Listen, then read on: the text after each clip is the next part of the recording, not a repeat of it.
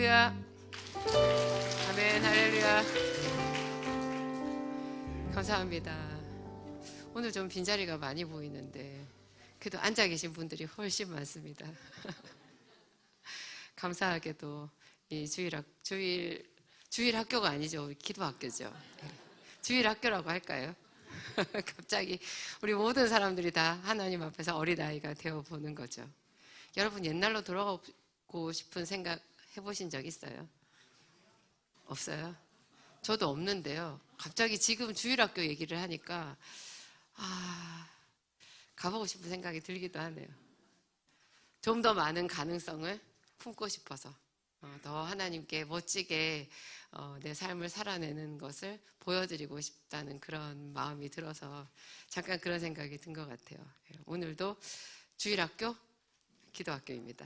기도학교에서 열심히 배워서 하나님께 더 멋진 모습으로 성장해서 그죠? 하나님께 영광, 우리에게 기쁨과 행복이 가득하기를.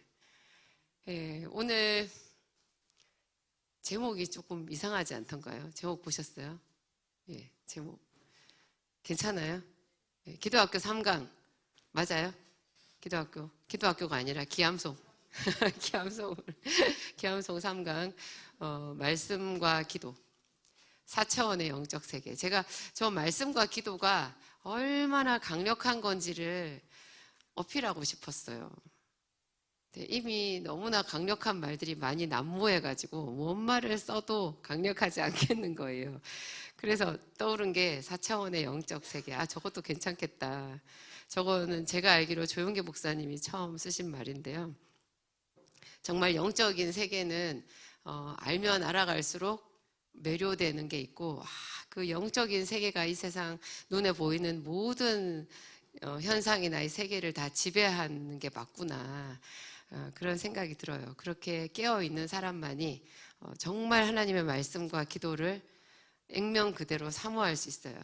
대충 아니고 이빨린 소리 아니고 정말 말씀과 기도 자나깨나 말씀과 기도. 어떻게 하면 하나님의 말씀을 더 많이 배우고 더 깊이 알 수 있을까, 그런 고민이 우리 모두의 고민이죠. 그래서 오늘 여기 나오신 줄 믿습니다. 4차원의 영적 세계, 나중에 제 얘기 다 끝나고 나서 저 이야기를 다시 한번 생각해 보죠. 영적 세계가 뭔가.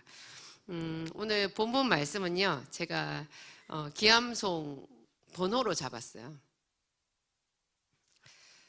말씀 성경책으로 보면 마태복음 5장 7절부터 8절, 9절, 10절, 그 다음에 13, 14, 15예요. 성경책이 있으신 분들은 마태복음 5장을 펼치시면 대충 7절부터 15절까지인데요. 별로 재미없는 구절이에요. 이야기가 없잖아요. 그렇지만 또 굉장히 깊은 맛이 있죠. 곱씹는 맛이. 이거랑 그 다음에 또 제가 우리 기암송이 책 3권으로 되어 있잖아요. 여러분 학교 다닐 때 학기가 바뀌어서 새 책을 받으면 책을 한 번씩 다 훑어보셨죠? 무슨 책인지. 훑어볼 때요, 제일 빨리 훑어보는 방법이 제일 앞에 펴서 차례를 보고요. 그 다음에 읽고 싶은 거 이렇게 쭉 몇 개 집어가지고 시나 소설 재밌잖아요. 국어책 받으면. 그런 거 읽다가 제일 끝에를 봐요. 그러면 다 본 거예요. 목차 보고 앞에 보고 끝에 보면 다 본 거거든요. 기암송의 끝에를 혹시 보셨어요? 제일 끝에 길이요 진리요 생명. 길이 1권이고 진리가 2권이고 생명이 3권이잖아요. 3권의 번호가 제가 보니까 1172로 끝나요. 1172는 이제 말라기 3장 10절인데 이거 바로 앞에 1170번, 1171번. 이게 번호가 이래서 그렇지 사실은 이게 1209절이 넘어요. 제가 몇 개씩 묶어가지고 번호 하나 매긴 게 있어서. 이게 이제 스바냐서에 나온 건데요. 이 말씀하고 이 마태복음에 나온 말씀 두 가지를 가지고 오늘 재밌는 기도학교 강의를 해보도록 하겠습니다. 맛있게 버무려서 여러분들에게. 여러분 인생은 해석이다 그런 말을 하더라고요. 인생은 해석이다. 해석을 어떻게 하느냐에 따라서 그 사람의 삶의 색깔이 완전히 달라져요. 그 사람의 자기 생각의 해석에 하나님이 없으면 그 사람은 하나님 없이 살아요. 자기가 인생을 해석했을 때, 이 세상은 만드신 하나님이 있다.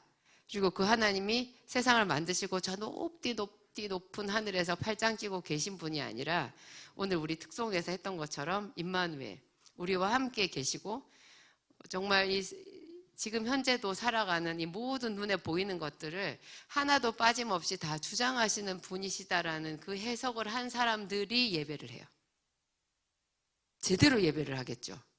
누구한테 끌려 나온 게 아니라 정말 인생을 해석해 봤을 때 하나님이 진짜 계시다.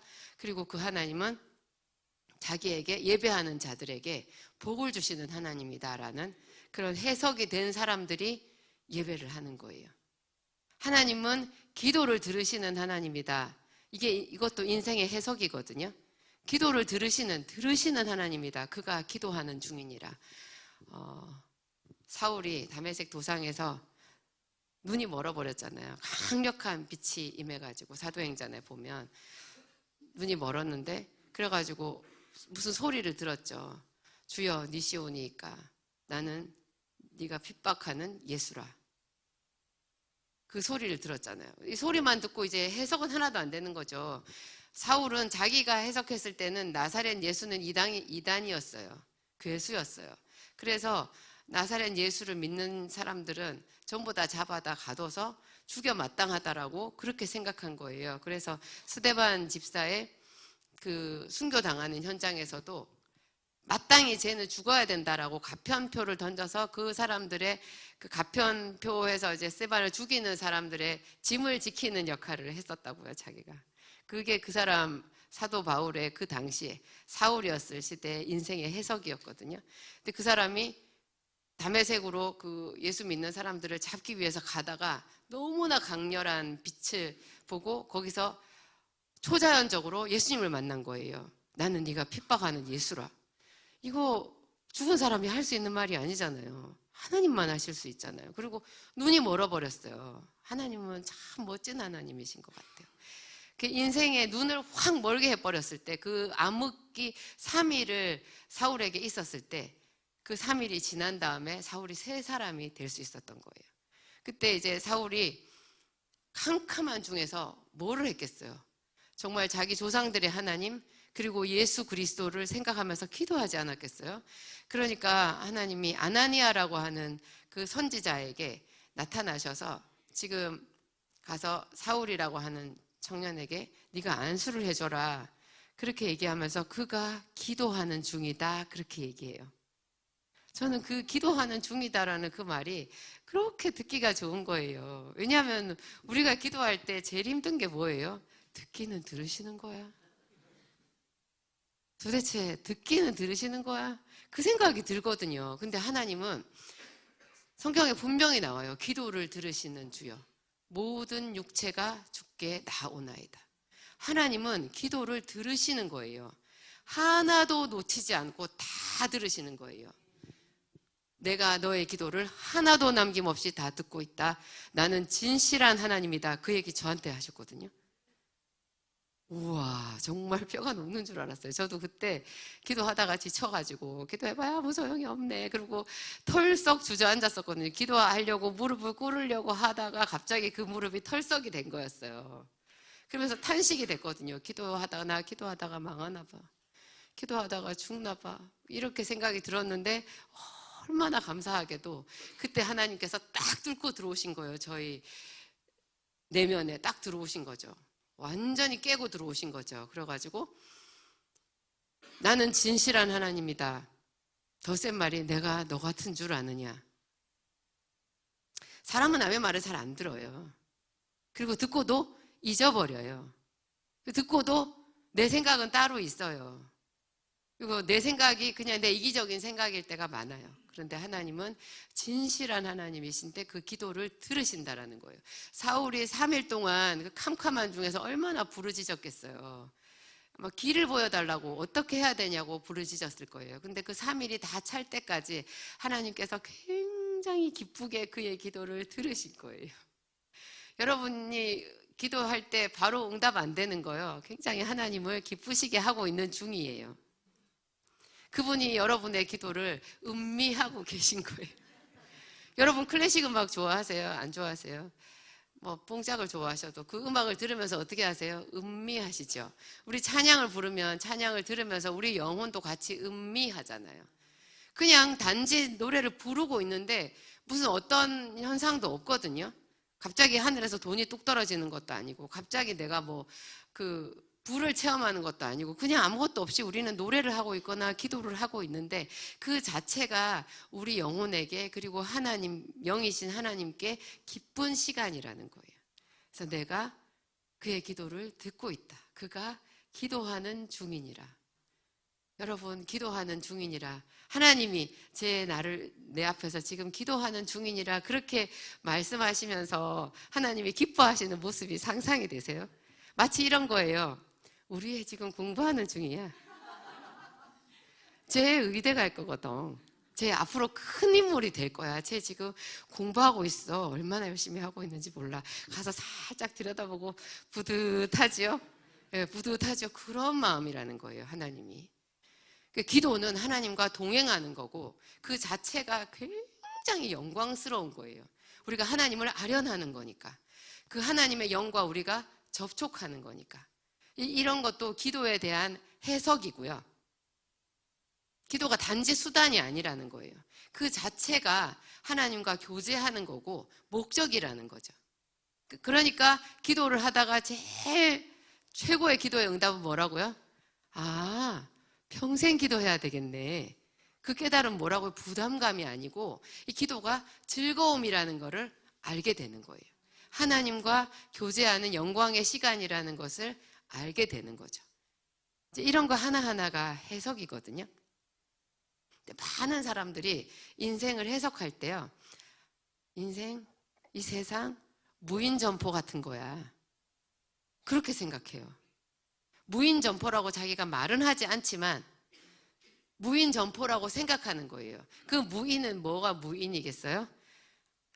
무신인 거죠. 하나님이 안 계시는 우리끼리 있는 판이라고 생각하는 거예요. 그러니까 마음에 하나님이 없죠. 그래서 자기 원하는 대로 자기 생각과 방법대로 세상을 살아가고도 양심의 가책이 없는 거예요. 자기 양심은 자기가 마음대로 조정할 수가 있는 거죠. 하나님은 분명히 살아계시고 그 하나님께서 세리 레위에게 들려주신 말씀이에요. 산상수훈. 지금 우리 아직도 산상수훈 하고 있죠. 이게 세리 레위는 마태는 세상의 학문을 공부한 사람이고 회계를 공부한 사람이잖아요. 회계학. 세무 회계를 공부한 사람이에요.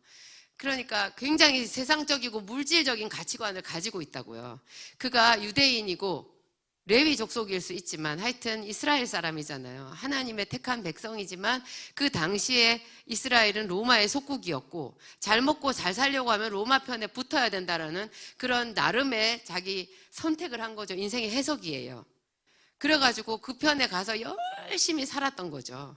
가버나움에서 세리 역할을 하면서 살았어요. 근데 이 사람이 그러면 행복해야 되는데 자기가 행복하지 않은 거예요.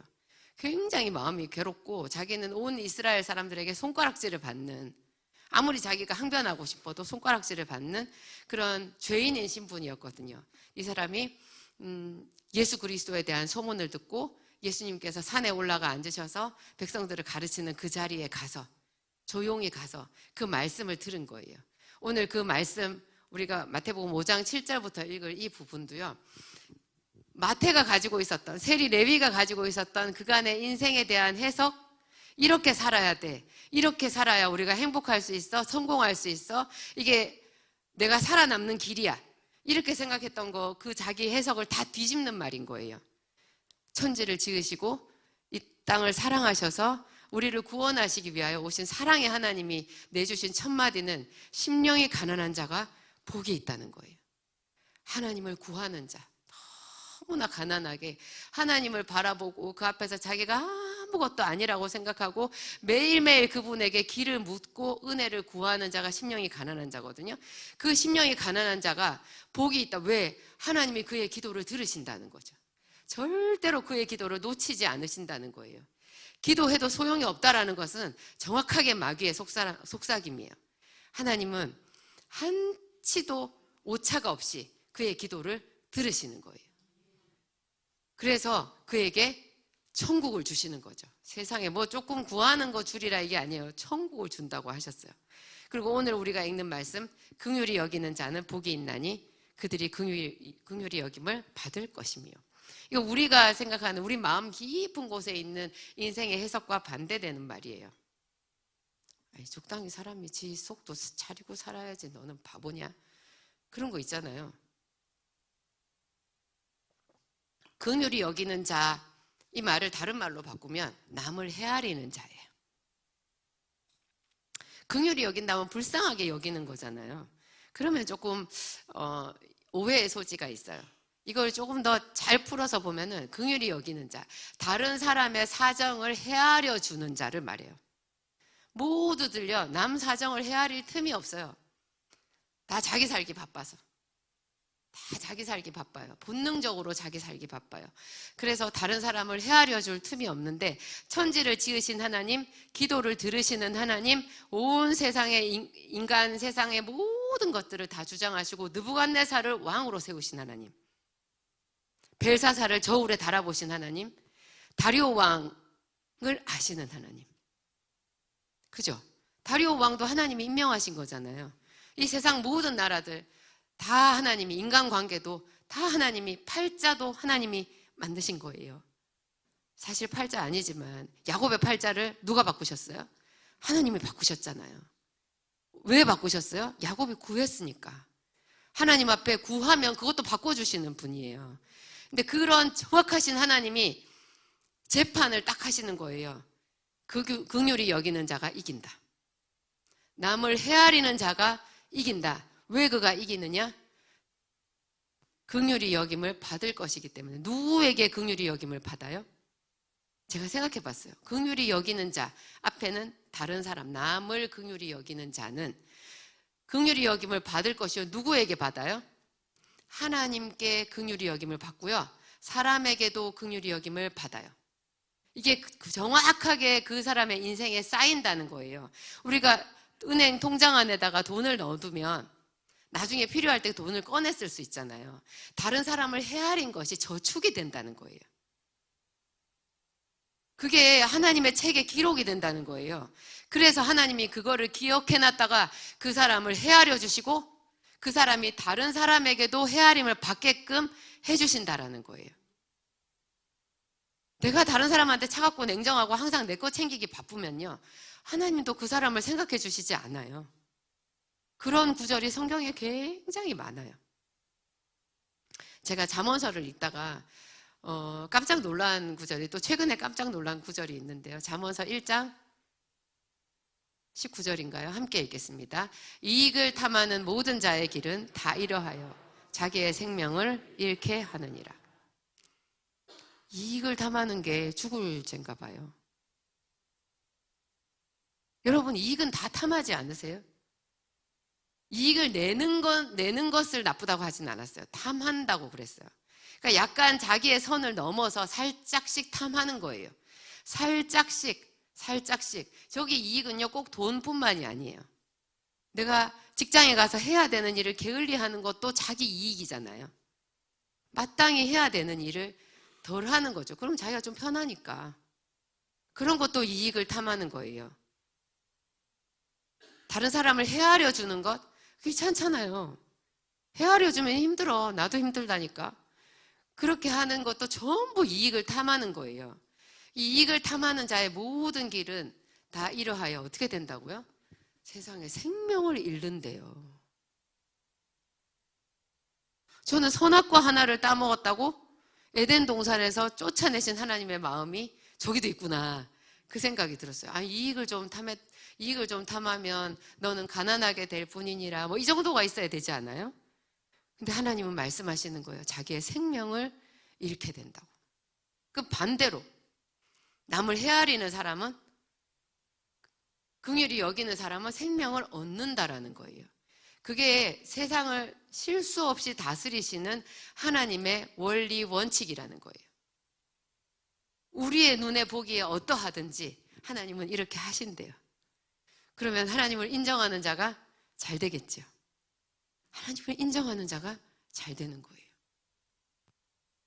긍휼히 여기는 자는 복이 있는. 그래서 말씀을 부지런히 공부해야 되는 것 같아요.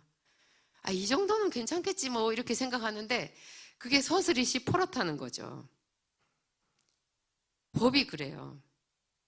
우리가 뭐 CCTV는 CCTV 사각지대가 있어요. 하나님께 사각지대가 있을까요? 없어요. 숨을 데가 없어요. 그래서 그 다음 구절이요. 마음이 청결한 자는 복이 있나니. 이 말은 무슨 말이에요? 하나님이 눈 닦고 봐도 마음이 청결한 자가 참으로 희귀하다, 그런 말이에요. 마음이 청결한 자가 정말 희귀한 거예요. 그러니까 네가 마음을 씻어봐. 네 마음을 자주 씻어. 세수하잖아. 목욕하지 않니? 그러는 것처럼 옷을 빨아 입잖니? 그러는 것처럼 네 마음을 내 말씀으로 채워서 청결하게 해봐. 예수님께서 말씀하셨죠. 너희는 내가 일러준 말로 이미 깨끗하였으니 내 안에 거하라. 마음의 청결은요, 우리가 스스로 해서 하나님의 원하시는 것까지 이르지는 못해요. 노력은 해볼 수 있지만, 근데 예수님께서 분명히 말씀하셨어요. 하나님의 말씀을 우리 속에 채우잖아요. 그러면 깨끗해진대요. 그래서 이 기함송이 있는 거예요. 왜요? 들었는데 잊어버리거든. 없어요. 그래서 또 다시 보려고 이걸 만든 거예요. 이게 종이가 다날다날 다 떨어질 때까지 보는 사람에게 복이 있을 거예요. 책은 아끼지 마세요. 줄도 치시고요. 체크도 하시고요. 밑에 글자, 첨자도 넣으셔도 돼요. 공부 잘하는 애들은 책이 낡았고요. 공부 안 하는 애들은 책이 깨끗해요. 네. 펼쳐보지도 않았어요. 손때가 하나도 안 묻었어요. 이거 손때 묻게 좀 보시기 바랍니다. 마음이 청결한 자는 복이 있나니. 어떻게 하라고요? 하나님의 말씀을 자기 속에 계속 채우는 거예요. 그러면서 그 말씀에 자기를 비추어서 보는 거죠.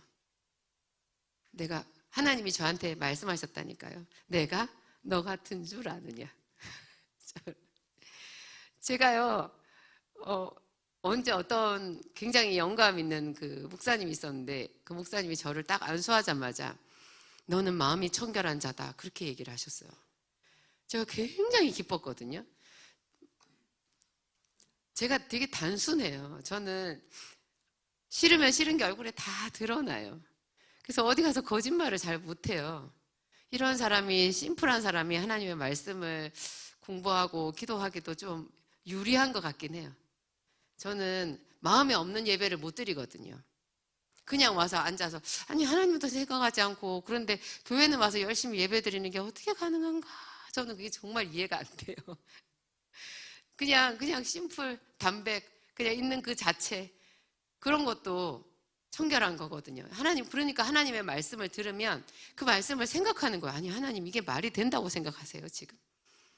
이거는 왜냐하면, 왜 제가 그런 질문을 하겠어요? 그 말씀을 듣고 그 말씀을 지키려고 하니까 이게 거북하잖아요. 그래서 하나님께 질문하는 거예요.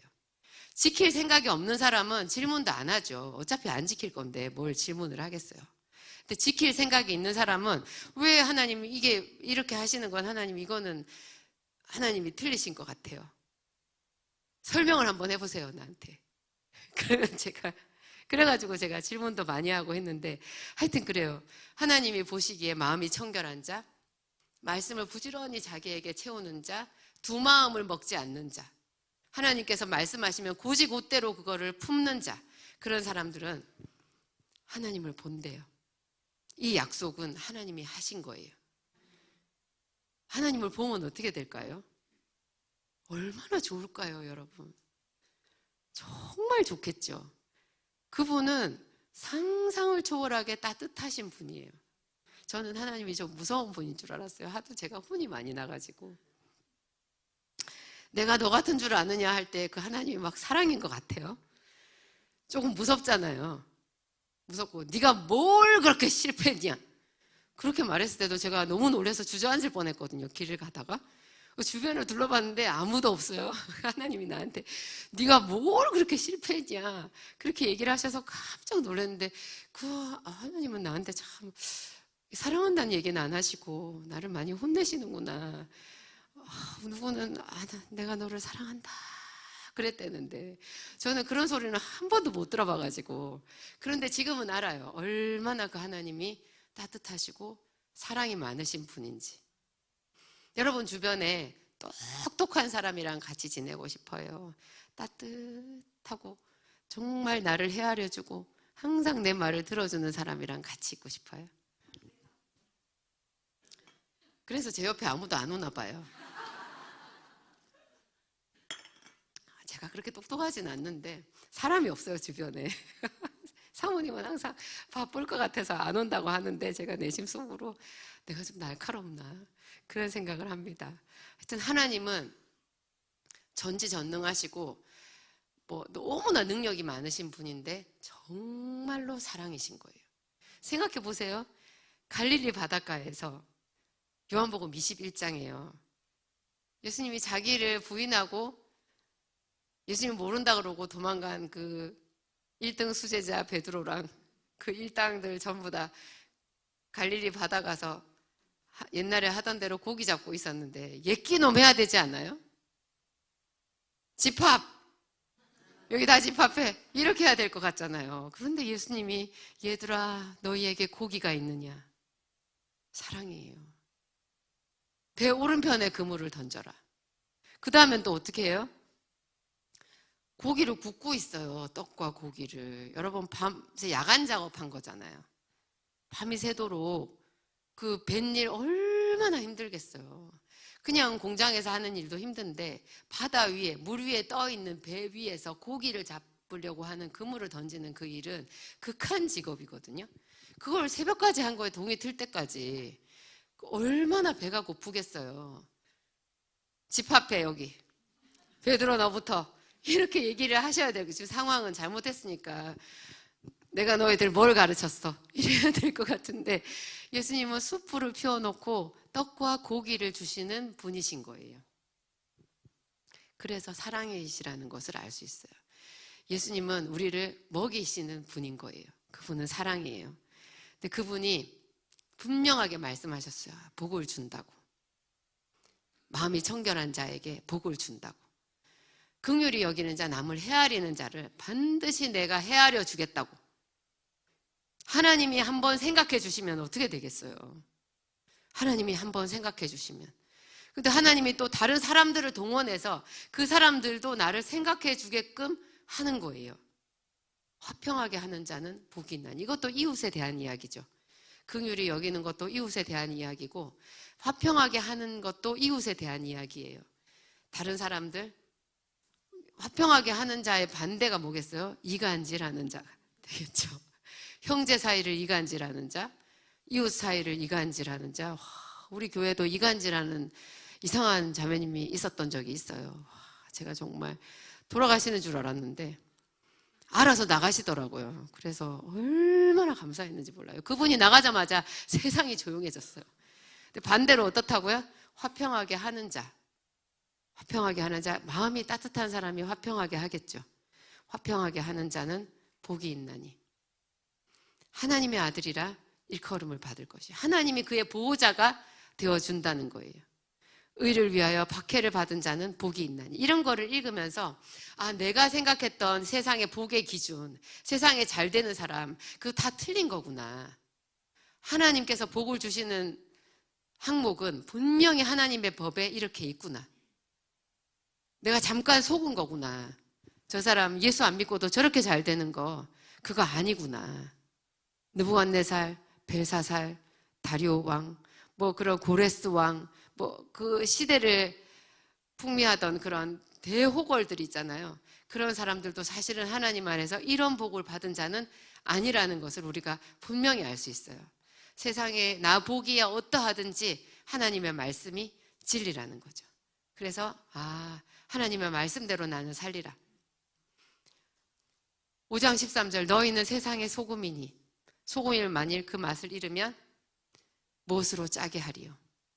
후에는 아무 쓸데없어 다만 밖에 버려져 사람에게 밟힐 뿐이니라. 그 다음 구절은 너희는 세상의 빛이라. 산 위에 있는 동네가 숨겨지지 못할 것이요.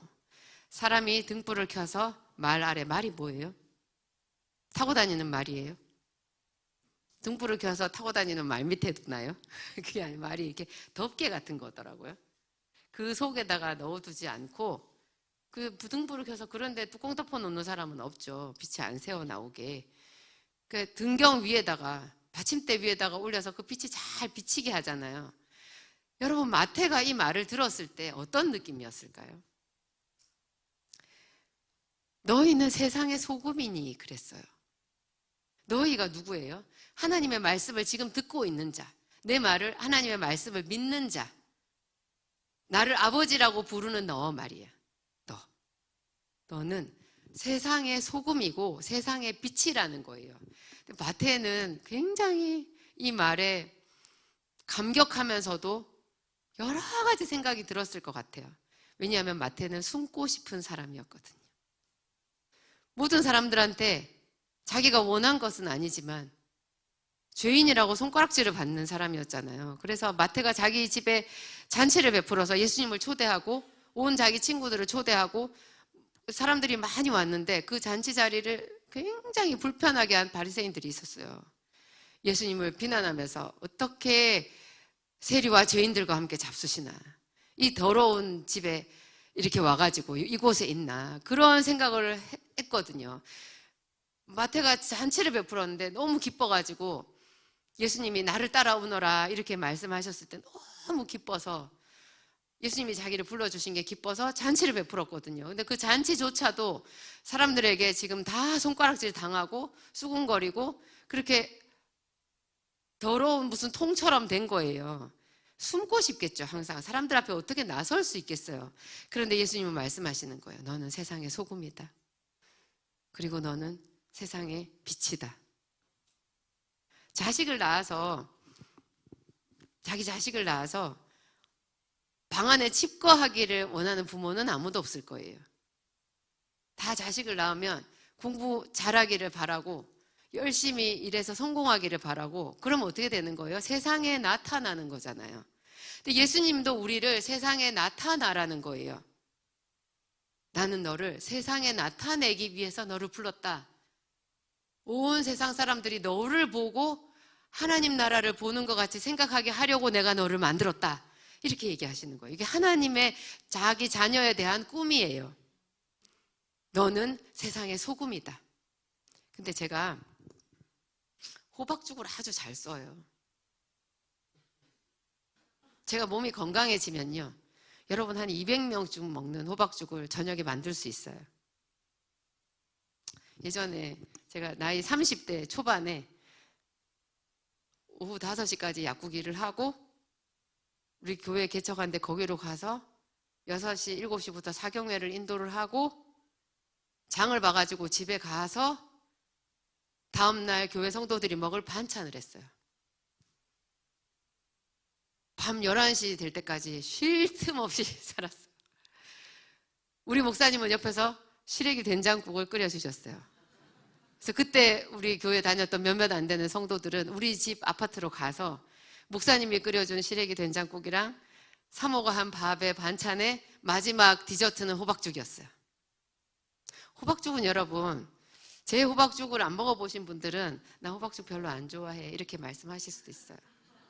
그렇지만 제 호박죽을 먹어본 사람들은 아, 진정한 호박죽이 이런 맛이구나 이렇게 알게 됩니다. 왜 갑자기 소금 얘기를 하다가 호박죽 이야기를 하느냐. 여러분, 호박죽의 그 기가 막힌 감칠나는 단맛이요, 소금에서 나와요. 소금을 안 넣고 설탕 넣어보세요. 호박의 단맛만으로는 안 되거든요. 설탕을 좀 들어가야 돼요. 설탕이 들어가야 되는데 거기 설탕 넣으면 맛이 이상해요. 니글니글해요. 소금을 넣는데 소금의 짠맛이 느껴지게 넣을까요? 안 느껴지게 넣을까요? 식빵도 마찬가지예요, 여러분. 식빵의 그 쫄깃함 있죠? 그 맛있는 그 맛이 소금 맛이에요. 근데 소금이 지 맛을 내지를 않아요. 자기의 짠맛이 나오게 되면 그거는 젓갈이지, 장아찌지. 뭐 그런 음식도 있긴 있어요. 근데 대부분의 세상에 맛있는 음식, 달콤한 음식은요, 그 소금이 그 뒤에 배후예요. 그런 소금을 말하는 거예요. 세상에 있는 사람들, 자기 남편, 자기 애들, 엄마가 소금이면요, 행복해요. 엄마는 뒤로 감춰져서 안 보이는데요, 그 아이들과 남편이 소금이면 아내가 행복하겠죠. 저 여자가 행복한 이유, 그 배후에 남편이 있는 줄 사람들은 몰라요. 하나님이 아시지. 이 소금은 다른 재료의 감칠맛을 살아나게 하는 거예요. 하나님이 우리에게 너무 센 사람이 되지 말라고 소금 얘기하신 거예요. 뭐 세상을 썩지 않게 한다, 뭐 그런 소금도 될 수 있겠지만, 제가 해석했을 때 소금은 그런 뜻이에요. 자기를 감춰요. 그런데 그 역할이 분명히 있고요, 다른 사람을 빛나게 하는 거예요. 여러분, 오늘 우리 목사님이 다니엘서 6장 10절 가지고 다니엘 이야기를 하셨는데, 다리오 왕이 생각했던 다니엘이 소금 같은 사람이잖아요. 참 멋있는 거예요. 자기도 모르게 그 다니엘을 죽게 했다라는 생각이 들었을 때 다리오 왕이 미칠 지경이 되는 거예요. 근데 다리오 왕은 다니엘 덕분에 자기를 왕으로 세워준 개국 공신들을 싹 처리할 수 있었을 거예요. 본래 좀 처리를 해야 되거든요. 걔네들이 왕을 좌지우지하는 거잖아요. 그러니까 왕 앞에 가가지고 머리를 조아리면서 조서를 꾸미게 하니까 그게 권력의 모든 나라를 새로 세우면 다 그런 일이 있더라고요. 그래서 진짜 힘 있는 왕은 자기 개국 공신들을 다 숙청해요. 근데 다니엘 때문에 숙청이 가능했을 것 같아요. 다리오 왕이 생각했던 다니엘은요, 진짜 이 소금 같은 사람인 거예요. 너무너무 요긴하고 겸손하고, 지가 그렇게 기도를 하면 잡혀갈 줄 알면서도 기도를 하는데 왕 앞에서 도와달라고 살려달라고 부르짖지 않고 그냥 가는 거예요, 죽으러. 그거 얼마나 독특해요. 애굽의 바로 왕 앞에 선 요셉도 비슷해요. 요셉도 바로 왕궁에 있었던 모든 신하들이 생각했을 때 쟤는 뭐야? 그런 생각이 들었을 거예요. 정말 독특하잖아요. 너무너무 겸손해요. 그리고 그 왕이 망할 수밖에 없는 그 꿈은 그 밑에 신하들은 몰랐겠어요? 그 느부갓네살 왕은 자기 꿈을 가르쳐주지 않았지만 바로 왕은 자기 꿈을 말했잖아요. 그러니까 거기 궁궐에 있었던 사람들, 뭐 일반 백성들까지 왕의 꿈을 다 알았을지도 몰라요. 그리고 다 자기들이 되뇌어 봤을 거 아니에요. 누가 봐도 그건 망하는 꿈이에요. 근데 그거에 대한 어떤 망하지 않게 하는 대책을 세울 수가 없기 때문에 아무도 입을 뻥끗하지 못한 거거든요. 그런데 요셉이 와가지고 그 해석을 했을 때 요셉은 하늘의 하나님이 사람을 망하게 하는 분이 아니라는 분명한 그 생각을 가지고 그 꿈을 해석하셨잖아요. 그래서 하나님께서 바로 왕에게 이 꿈을 2번 겹쳐 꾸게 하신 것은 하나님이 그 일을 정하셨습니다. 속히 그 일을 행하리라. 그렇게 얘기해요. 그 하나님의 뜻에서, 하나님의 편에서 자기가 대변을 하는 거예요. 그리고 그 하나님은 선하시다는 거. 왕이 망하기를 기뻐하지 않으셔서 왕에게 대비하라고, 대비하면 피할 수 있다라는 그런 뜻에서 이 말을 했을 거라고 하니까 그 모든 사람들이 성령의 감동을 받아가지고 요셉을 사랑할 수밖에 없었던 거죠. 요셉이 소금 같은 사람인 거예요. 그리고 빛 같은 사람인 거예요. 가까이 가서 같이 따뜻해지고 싶은 사람. 근데 그 빛과 소금의 비결이요, 앞에 팔복에 다 있는 거예요. 심령이 가난한 자, 마음이 온유한 자. 우리 다 부자가 되고 싶잖아요. 살짝 남을 속여서는 죽는데요. 아까 이익을 탐하는 자는 그 길은 자기의 생명을 잃어버리느니라.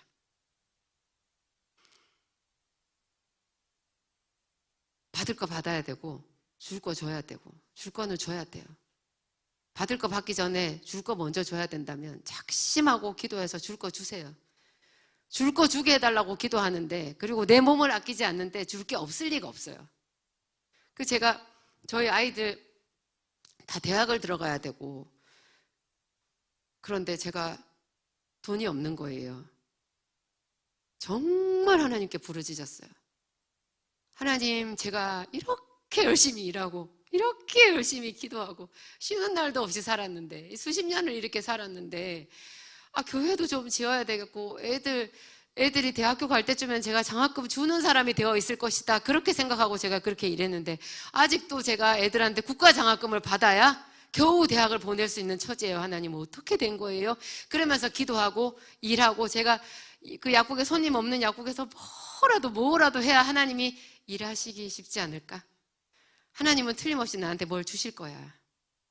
내가 가만히 앉아서 손님을 기다리는 것보다는 뭐라도 하나 더 하면 하나님이 일하시기 쉬울 거야.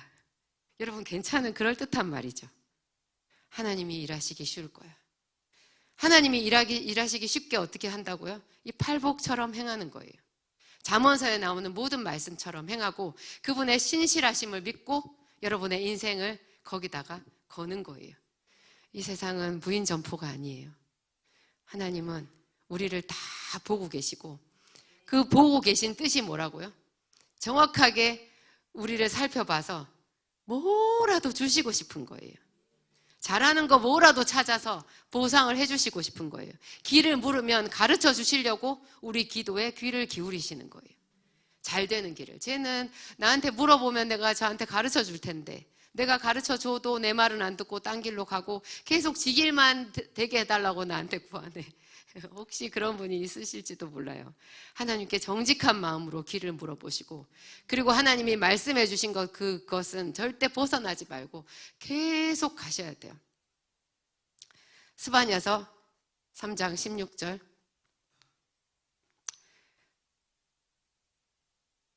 기암송 1171 같이 읽겠습니다. 그날에 사람이 예루살렘에 이르기를 두려워하지 말라 시온아, 내 손을 늘어뜨리지 말라. 이거밖에 없어요. 그 다음도 읽어볼게요. 너희 하나님 여호와가 너희 가운데 계시니 그는 구원을 베푸실 전능자이시라.